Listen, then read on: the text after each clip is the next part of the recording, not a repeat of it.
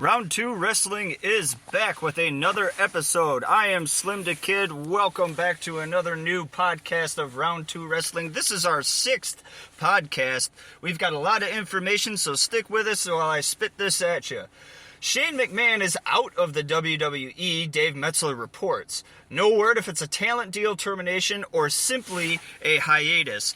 Whether or not this is actually part of a storyline, it's very hard to tell. I find it very difficult that Vince McMahon would eliminate his own son from his company. However, it's also not too far-fetched, especially with the debacle that was the Royal Rumble, and supposedly with rumors of Shane McMahon writing himself into storylines and possible matches at WrestleMania.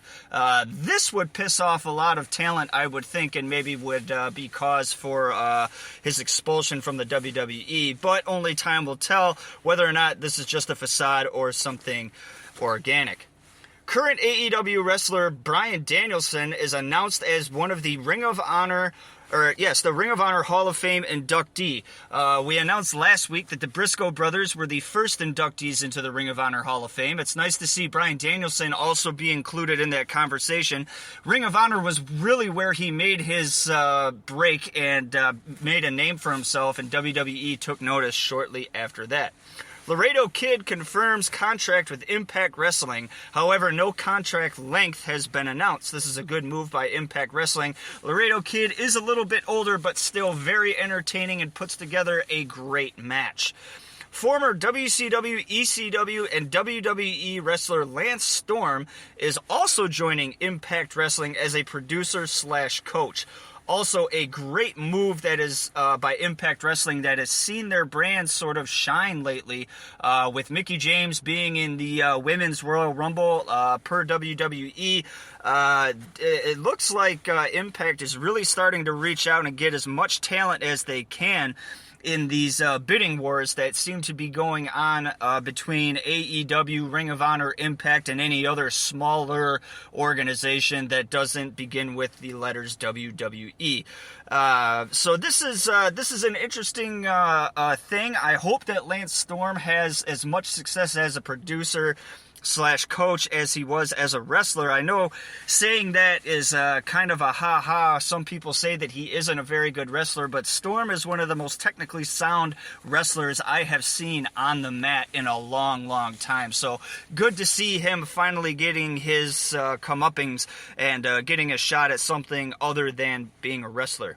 Moving on to the rumors portion of Round 2 Wrestling, Kurt Angle was not signed by WWE. A 3-week run was in the books for Kurt Angle. However, that idea was scrapped. There is no report as to why. According to Fightful Select, AEW talent seems to speculate that Keith Lee is Tony Khan's big announcement tomorrow night on AEW Dynamite. For those of you who haven't paid attention, Dynamite has made quite a habit of announcing big-time names to their roster, seems like on a weekly basis. This is an angle that proves to be good, but also bad at some point, because they're trying to cycle in a lot of new talent while I feel like maybe neglecting a few people that have been there since the beginning. But this seems to have panned out and played out very well for the company so far. Jeff Hardy on a 90-day no-fight clause until March. No AEW appearance beforehand. This does not mean he couldn't appear on Dynamite or Rampage. It simply means that he couldn't fight on either Dynamite or Rampage. So a reunion with Matt Hardy and a Hardy Boys reunion may be in the books, and as more time goes on, that seems to be more and more true. However, it's also hard to see the AEW jumping on the Hardy bandwagon now, whereas they don't have much of a direction for Matt. But maybe by teaming him with his brother again will give them a direction, and we will see something good come out of this. Shane McMahon not in talks with AEW, not appearing on AEW Dynamite tomorrow, per my reports over the internet. Again, very hard to believe that the son of the chairman and founder or owner of WWE would appear on another promotions program. I know it was different in the early 2000s with Shane appearing on WCW, but let's be honest, that was already bought and owned by the then WWF, so putting Shane on that show actually made sense because they owned it, but they don't own AEW. So I would be flabbergasted, absolutely jaws to the floor surprised if I saw Shane McMahon show up on either Rampage or Dynamite in the next several weeks. Moving on to the rankings portion of Round 2 Wrestling. These are accurate as of Friday, February 4th, 2022. So not last week's rankings, but pretty damn close. And these will be fairly close to what you will see on Dynamite and Rampage this week.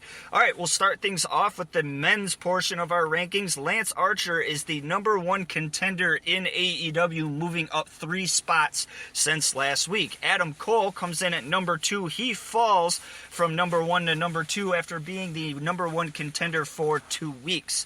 Coming in at number 3 is Dante Martin, also down a spot from last week. Andrade El Idolo comes in at number 4, and he's been holding the number 4 spot pretty solid for 2 weeks now. Coming in at number 5 is yet another well-known name. Powerhouse Hobbs is number 5 again for the 3rd week in a row. He hasn't moved up, but he hasn't moved down. It'll be interesting to see what, if anything, they do with this guy in the next couple of weeks. Moving on to the women's rankings. Legit Layla Hirsch is our number 1 contender for the women's title as of Friday, February 4th. She is up 1 spot from 1 week. Serena Deeb comes in at number 2. She is up 1 spot from the week before. Anna Jay comes in at number 3, up 2 spots from the previous week. Coming in at number 4 is Red Velvet. She falls all the way from number 1 to number 4. So tough luck for Red Velvet. Hopefully a few wins can get her back into that top 3 portion of the rankings. Rounding out our top 5 women in AEW, Thunder Rosa falls 3 spots to the number 5 spot. All right, finishing out our rankings portion of Round 2 Wrestling, we will tackle the tag team rankings. The Gun Club is the number 1 ranked contenders for the tag team titles in AEW. They are up 1 spot from last week. The Acclaimed come in at number 2. They are also up 1 spot from last week. FTR comes in at number 3. They are up 1 spot from last week. Private Party comes in at number 4. They fall 2 spots from last week. And for the 2nd week in a row, coming in at number 5, the Kings of the Black Throne, who picked up a big win last week on AEW Dynamite. All right, the next half of our show will feature the results, match of the week, and our Michigan highlights, so bear with me as I get through this. NWA World Champion Trevor Murdoch defeated Mike Knox to retain his title on NWA Power over the past week. MJF defeated CM Punk via pinfall in last week's AEW Dynamite. This was a very highly anticipated match that had been worked for almost a month, and it did not disappoint. However, MJF only picked up the win after delivering a diamond ring punch to CM Punk, so you know a rematch will be in the works. FTW champion Ricky Starks defeated Jay Lethal on AEW Rampage last Friday. This was a great match. This was a very good way to end the week for AEW. You're not going to see the FTW championship change hands too often. There have only been 4 champions in its entire history, to my knowledge. So to see Ricky Starks drop that to Jay Lethal would have been quite a surprise. However, Starks able to pick up the win with a reverse finisher into his finisher, the Rochambeau. Matt Cardona defeated Impact Digital Media champion Jordan Grace to become the DM champion. This took place last Thursday, February 3rd. Matt Cardona, for those of you who don't know, bounced around from promotion to promotion there for most of 2021. He was in AEW for a little while, was released by WWE, picked up by GCW, and now seems to be making his way to Impact. Hopefully, somebody grabs a hold of this guy and says, knock it the fuck off, stay here for a while, and you'll become a champion. All right, moving on to our match of the week. This is an AEW match of the week that took place back in 2019, Kenny Omega versus Joey Janela in an unsanctioned Lights Out match on AEW Dark, October 15th, 2019. This was actually the second AEW Dark ever released, and this match has completely flown under the radar. It was a great bout from beginning to end, and I have never seen Janela look this good in AEW since. Chairs, tables, V-triggers, and more were in this fast-paced, action-packed match on AEW Dark. To everyone's surprise, this epic catch-as-can bout between two men pulled out technical skills reminiscent of those classic ECW matches between Eddie Guerrero and Malenko back in 1995. If you have any sort of way to go back and watch any old episodes of AEW Dark, go back and watch the second episode ever and go to the main event. This Kenny Omega Joey Janela main event was absolutely perfect and really propelled Dark and AEW to that next level tier of legitimacy when they were first starting out. We do have a ranking system here on Round 2 Wrestling, and this match of the week got 4 out of 5 bells. An almost perfect match, definitely one to watch more than once. Alright, finishing out Round 2 Wrestling, we will do our Michigan highlight. Our Michigan highlight this week is the Sheik, aka Edward Farhat. From Lansing, Michigan, he debuted in 1949 and retired in 1998. Attending Michigan State and playing football for U of M, the Sheik started wrestling in Chicago after his Army days serving in World War II. Later in his career, he would mentor and train Sabu, his nephew, another Michigan native. The Sheik bounced around from organization to organization, including the now defunct WCCW, the then WWF, and several pro-Japan wrestling promotions.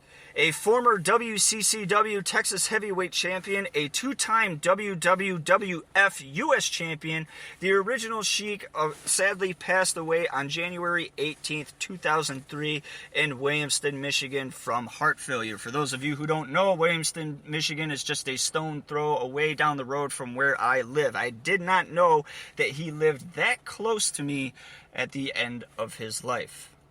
Alright, I am Slim the Kid, and I thank you for taking the time to listen to this podcast of Round 2 Wrestling. Be sure to check us out next week with more information, more highlights, and more news from the world of professional wrestling.